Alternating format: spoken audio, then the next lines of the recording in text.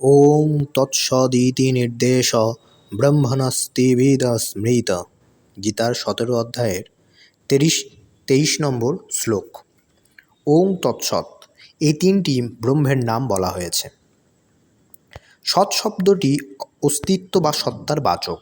জগতে যা কিছুই প্রমাণিত হয় তা সতের আধারেই হয়ে থাকে।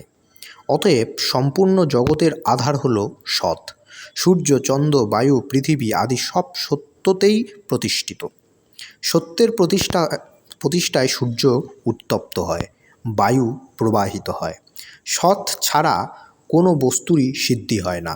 সৎ পরমাত্মার স্বরূপ এবং পরমাত্মাই হলেন সব থেকে উত্তম ও শ্রেষ্ঠ। তাই শ্রেষ্ঠ গুণ, উত্তম কর্ম এবং সাধুভাবে সৎ শব্দের প্রয়োগ হয়। অর্থাৎ যা কিছু শ্রেষ্ঠ গুণ, উত্তম কর্ম ও সাধুভাব তাই হচ্ছে